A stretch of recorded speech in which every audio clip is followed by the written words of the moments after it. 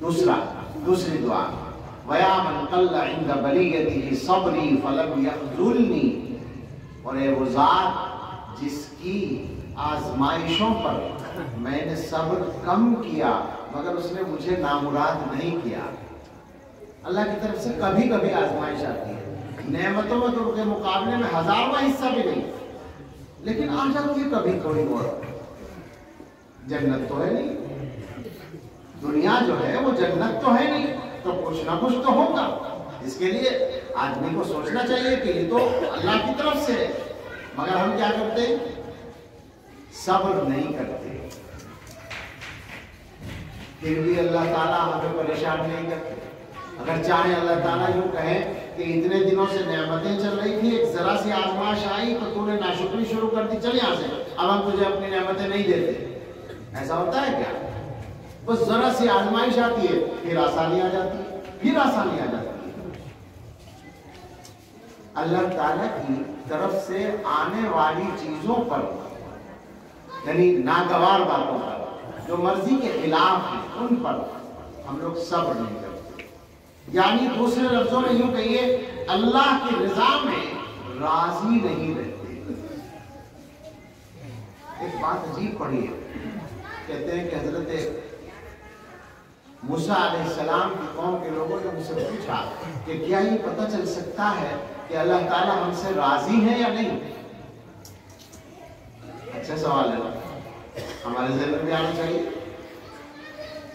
ये पता चल सकता है कि अल्लाह ताला हमसे राजी है या नहीं?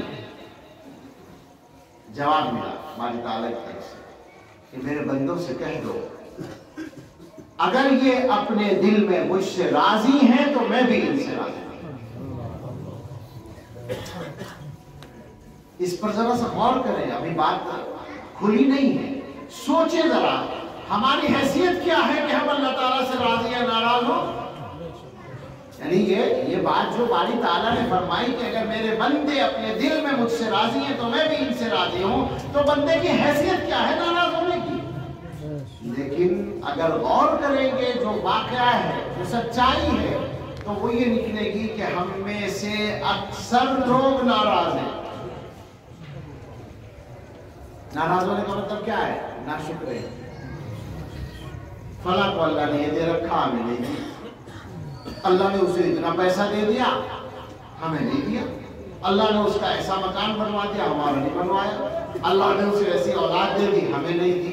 बस सारे काम अल्लाह ही मेरे को या नऊज़ुबिल्लाह हमारे साथ गलत कर रखे हैं। बताइए इसी तरह सोच रहे हैं हम लोग या नहीं जिंदगी में? अगर हम अल्लाह की मर्जी में राजी रहने का मिजाज बना लें तो यकीन करें दो फायदे होंगे। अल्लाह ताला हमें शुक्रगुजारों में शामिल करेंगे और जिंदगी आसान हो जाएगी। जिंदगी कैसे आसान होगी? मैं उसको इसी मिसाल से समझाता हूँ कि मसलन एक काम हमारी मर्जी के खिलाफ हुआ। बहुत आसान सी मिसाल, हमें कहीं जाना था जहाज से, हम पहुंचे एयरपोर्ट और फ्लाइट मिस हो गई, रास्ते में जाम मिल गया, हमें देर हो गई। अब फ्लाइट किसी की छूट जाए तो बड़ा गुस्सा आता है, बड़ा जरूरी काम था, बहुत अहम प्रोग्राम था या मीटिंग थी या फला था, अब वो नाराज हो रहा है। नाराज होने से फ्लाइट मिल जाएगी?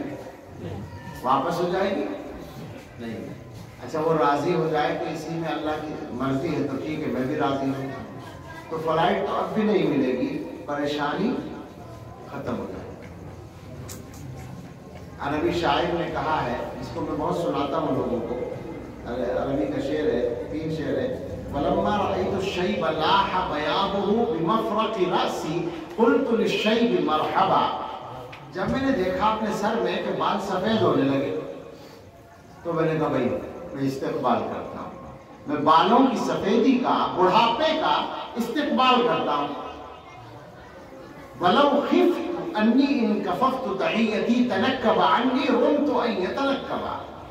और अगर मुझे ये उम्मीद होती कि मैं इस्तेक़बाल नहीं करूँगा तो ये बुढ़ापा वापस चला जाएगा, तो फिर मैं यही कोशिश करता। ये मगर ये उम्मीद तो है ना, वो तो आ गया तो आ गया। वलाकिन इदा मा हल्ल कुरहुन फसामहत बिहि नफ्स यौमन कान लिलकुरी अज़मा। लेकिन जो बात है वो ये है कि जब कोई नागवार बात पेश आए और आदमी उस पर राजी हो जाए तो परेशानी दूर हो जाती है। बाल सफेद हो गए, किसी आदमी के बाल कम उम्र में सफेद हो गए, तो वो आदमी जो बिल्कुल नौजवान है, अभी शादी भी नहीं हुई, उसके सफेद हो गए तो चलो उसके लिए तो है थोड़ी सी परेशानी, चलो काले वाले करने की इजाजत नहीं है शरीयत में। लेकिन एक आदमी 40-50 साल की उम्र में बाल सफेद हो रहे हैं, होने तो क्या परेशानी की बात है। अच्छा, अगर आप परेशान हैं कि आप बाल तो सफेद हुए, आप नाराज हो रहे हैं, गुस्सा हो रहे हैं, तो काले हो जाएंगे बाल? काले तो नहीं होंगे ना, जो हो गया वो तो हो गया। तो मेरे कहने का मतलब है अल्लाह की मर्जी में राजी हो जाना, ये अपनी जिंदगी को आसान बनाना। इसके लिए बात बार बार तज़किरे में आती है, ज़बान पे आती है। बहलोल एक नाम आपने पढ़ा होगा, बहलोल मजनून को कहा जाता है, पुराने ज़माने की शख्सियत है, हारून रशीद वगैरह के दौर की, उनको मजनू कहते हैं, पागल। वो अल्लाह की मोहब्बत के पागल। और अल्लाह की मोहब्बत अगर वाकई किसी को इतनी हो जाए कि लोग उसे पागल समझने लगे तो उसके मजे। अल्लाह को याद करने के बारे में तो हदीस में है कि अल्लाह को इतना याद करो कि लोग पागल कहने लगे। हदीस में साफ हो जाता है इन्नहु मजनून, मिशकात में हदीस मौजूद। बहरहाल वो अल्लाह की मोहब्बत के दीवाने थे, लोग उनसे मुख्तलिफ बातें करते थे और वो उसी तरह की नसीहतों की बातें करते थे। एक आदमी की मुलाकात हुई बहलोल साहब से, उसने सलाम किया, पूछा कि बहलोल साहब क्या हाल है? कहने लगे ऐसे आदमी का हाल क्या पूछते हो जिसकी मर्जी के मुताबिक सारी दुनिया का काम चल रहा है। अब वो आदमी साहब ये क्या बात है? कहने लगा क्या मतलब? आपकी मर्जी के मुताबिक सारी दुनिया का काम चल रहा है? कहने लगे हाँ। अब आदमी ने सोचा कि भी पागल ही बने। उसने कहा कैसे?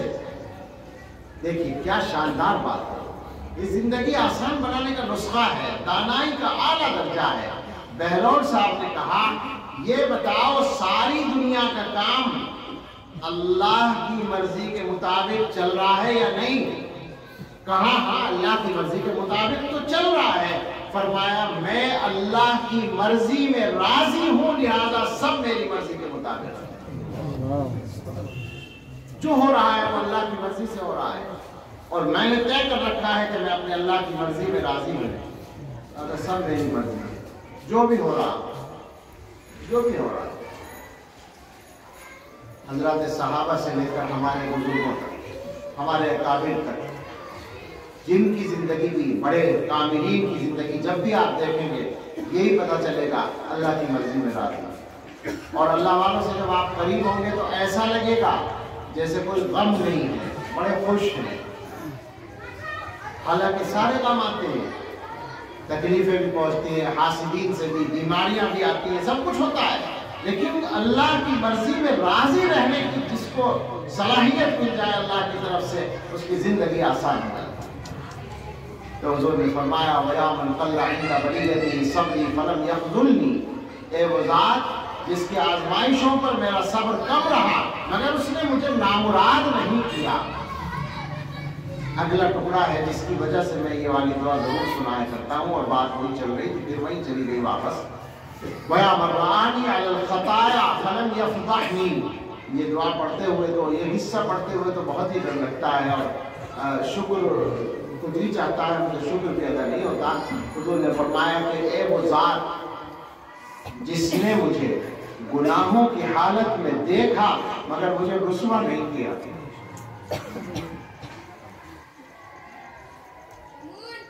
हम जब गुनाह करते हैं तो अल्लाह ताला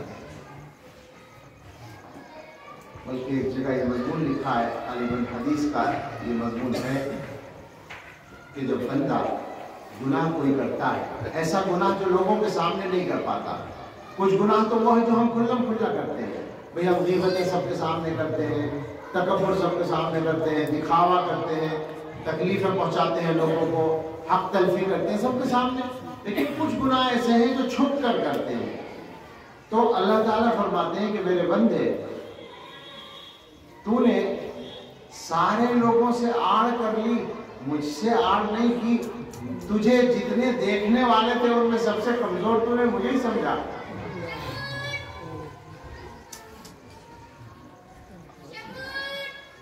آدمی کو اگر یہ بات یاد ہو جائے، اسی کو کہتے ہیں اللہ کی یاد۔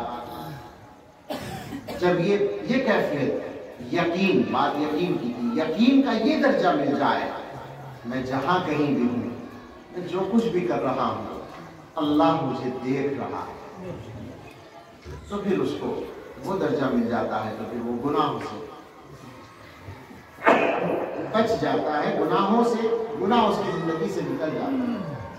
ہم لوگوں کا حال تو یہ ہے کہ ہم گناہ سے اسی وقت تک بچتے ہیں جب تک ہمیں گناہ کا موقع نہیں ملتا، لیکن گناہ کا موقع ملنے کے بعد ہم میں کتنے لوگ ہیں جو گناہ سے واقعتاً بچ جاتے ہوں، ان کی تعداد بہت کم ہے، بہت کم ہے، اور یہی مشکل کام ہے۔ اسی لیے حدیث میں فرمایا گیا کہ وہ قیامت میں جن لوگوں کو اللہ کے عرش کے سائے میں جگہ ملے گی، جبکہ اللہ کے عرش کے سائے کے علاوہ کوئی سایہ نہیں ہوگا، ان میں وہ آدمی بھی ہے جسے گناہ کی دعوت ملی، اور دعوت ایسی جانب سے جس میں خطرہ کچھ نہیں ہے۔ رجل دعت امرأۃ ذات منصب و جمال، باحیثیت اور خوبصورت عورت کی طرف سے گناہ کی دعوت ملی، فقال انی اخاف اللہ، اس نے کہا میں اللہ سے ڈرتا ہوں۔ یعنی مطلب یہ ہے کہ وہاں گناہ سے بچنے کی کوئی وجہ نہیں سوائے اللہ کے خوف۔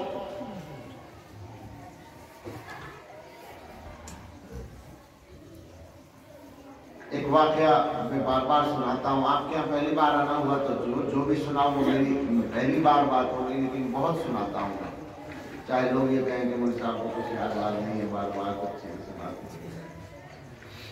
ہیں ہر جگہ، ہمارے حضرت سنایا کرتے ہیں۔ دلی کا قصہ ہے، جب دارالعلوم دیوبند قائم نہیں ہوا تھا، مغلیہ سلطنت کا آخری دور تھا، تو دلی تعلیم کا مرکز تھا، علم دین کا، اساتذہ پڑھاتے تھے، مدرسے چلتے تھے، ایک طالب علم پڑھتا تھا کسی کے ہاں اور مسجد میں رہتا تھا۔ رات کو سب نمازی چلے جاتے تھے تو وہ دروازہ بند کر کے اپنا پڑھنا شروع کر دیتا تھا۔ ایک دن اسی نے معمول کے مطابق دروازہ بند کیا، پڑھنے بیٹھ گیا، تھوڑی دیر کے بعد دروازے پر دستک ہوئی، اس نے کھولا تو ایک لڑکی، خوبصورت جوان لڑکی جلدی سے اندر گھس گئی اور اس نے اندر سے کنڈی بند کر دی۔ یہ گھبرایا، اس نے کہا بھائی کیا بات ہے، کون ہو تم، کیوں آئی ہو، اور یہ دروازہ تم نے اندر سے کیوں بند کیا، کیا چاہتی ہو؟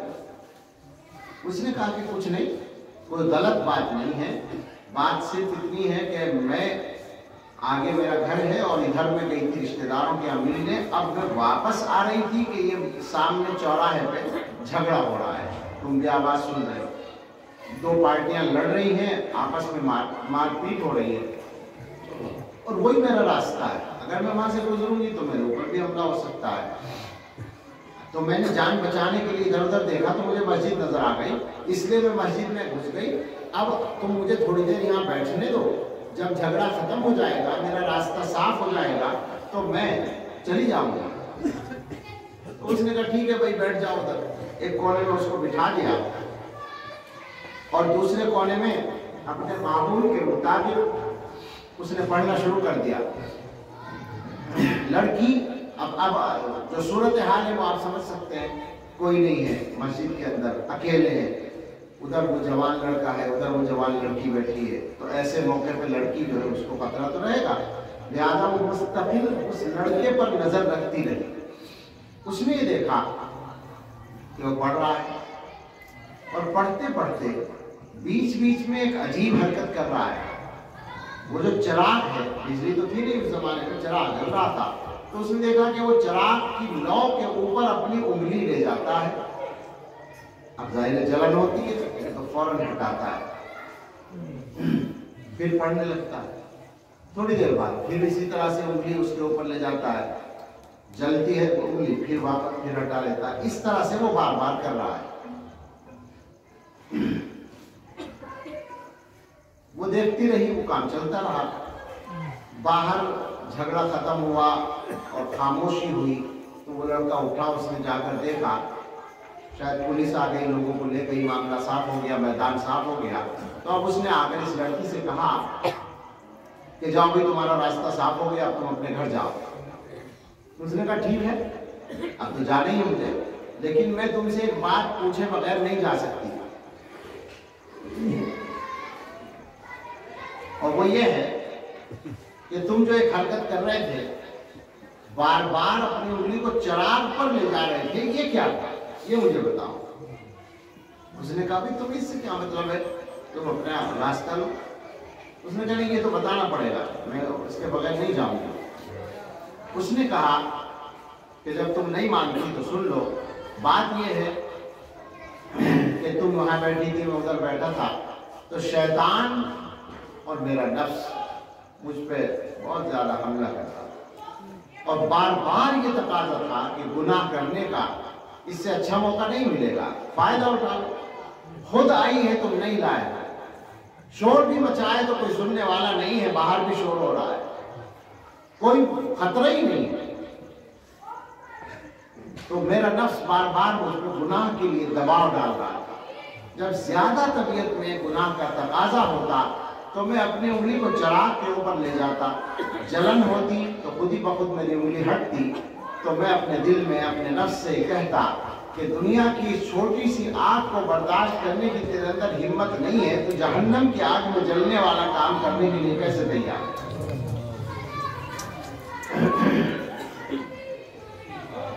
یہ ہے وہ یقین جو گناہوں سے بچائے، اللہ کی ذات کا، اللہ کے عذاب کا، اللہ کے ڈر کا۔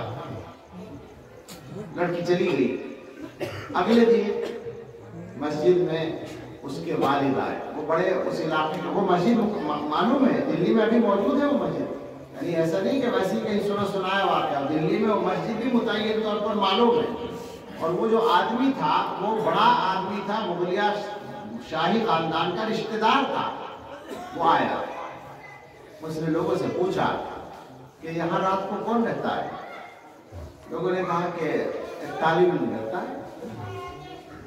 کیوں پوچھ رہے ہیں آپ؟ اس نے کہا کہ میں اس سے ملنا چاہتا ہوں، اور اصل بات یہ ہے کہ میں اس سے اپنی لڑکی کی شادی کرنا چاہتا ہوں۔ تو لوگوں نے کہا کہ آپ کی بیٹی کے لیے تو بڑے بڑے رشتے خاندانوں کے مل جائیں گے، وہ تو پتہ نہیں کہاں کا رہنے والا، دور دراز کا معمولی سا غریب سا طالب علم ہے، مسجد میں رہتا ہے، اس سے آپ کیوں کرنا چاہتے ہیں؟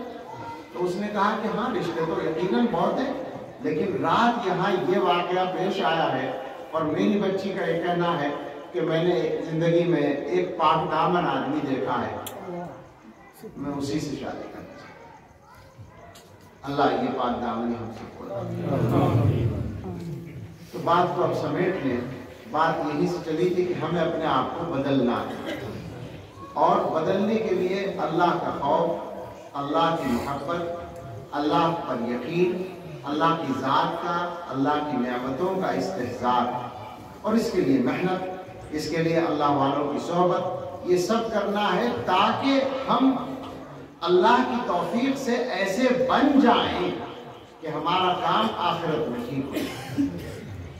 ہم گناہوں سے بچنے کی فکر کریں، مزاج بنائیں، جب بھی کوئی گناہ کا ہمارے سامنے موقع ہو، حرام کمائی کا موقع ہے، ہم یہ غور کریں کہ یہ پیسہ ہمیں مل رہا ہے، مگر اس کو لینے کے بعد آخرت میں سزا بھگتنی ہوگی، وہ ہمارے بس کی بات نہیں ہے، ہمیں یہ حرام پیسہ نہیں چاہیے۔ کسی کا حق دبانے کا موقع ہے، ہم دبا سکتے ہیں، وہ ہمارا کچھ نہیں بگاڑ سکتا، لیکن آخرت میں اللہ کے عذاب کا ڈر ہمارے دل میں تازہ ہو جائے اور ہم اس کے حق کو چھوڑ دیں۔ کسی پر ظلم کرنے کا موقع ہو، ہم ظلم کرنا چھوڑ دیں کیونکہ اللہ کا عذاب ہوگا۔ ہمیں کسی بھی گناہ کا موقع مل رہا ہو، ہم اس گناہ سے پیچھے ہٹ جائیں، اس لیے کہ ہمیں اللہ کے عذاب کا ڈر، یہ مزاج بنائیں۔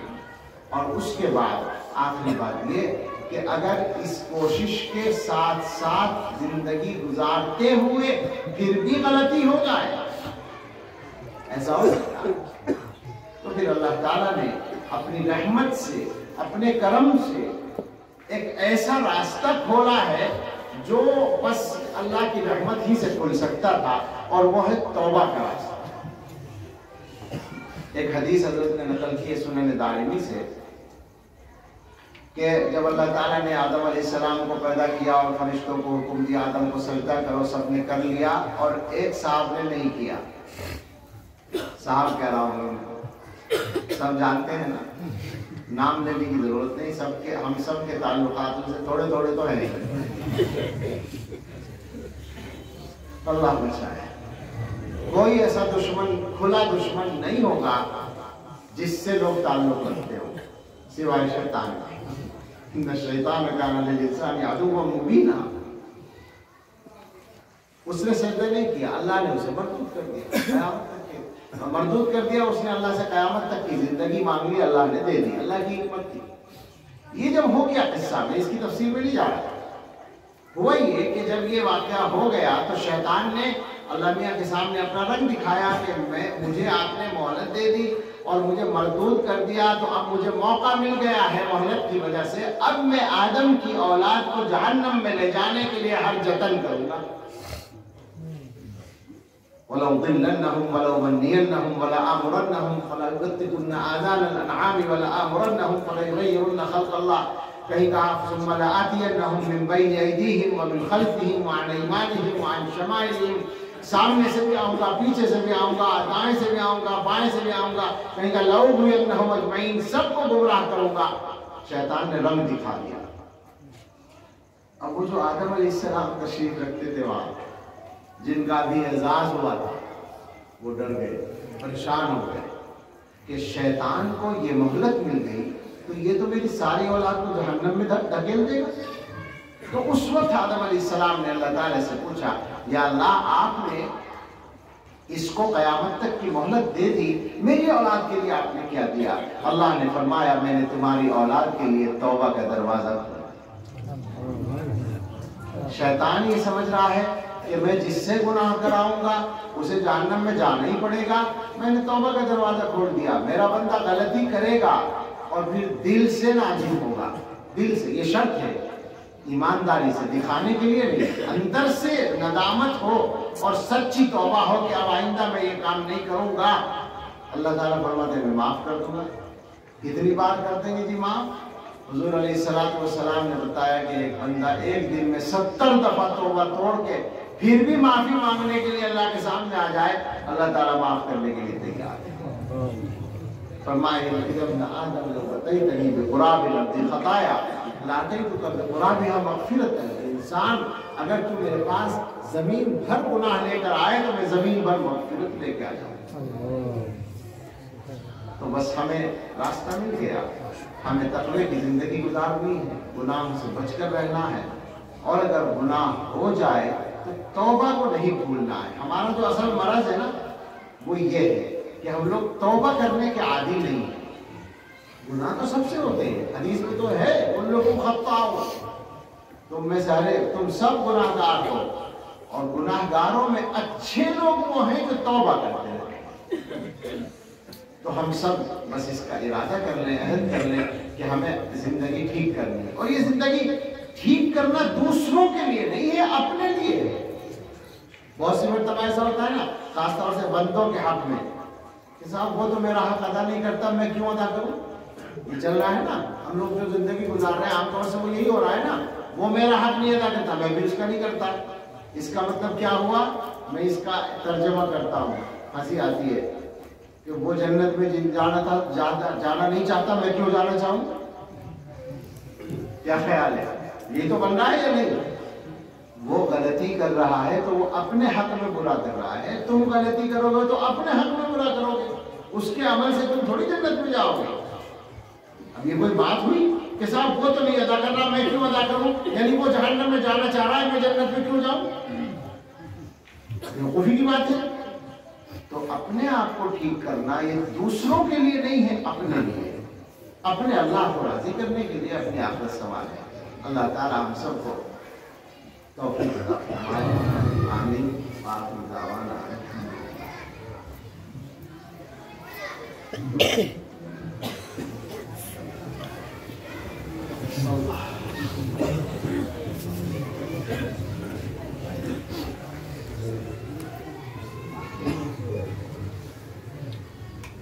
اللہ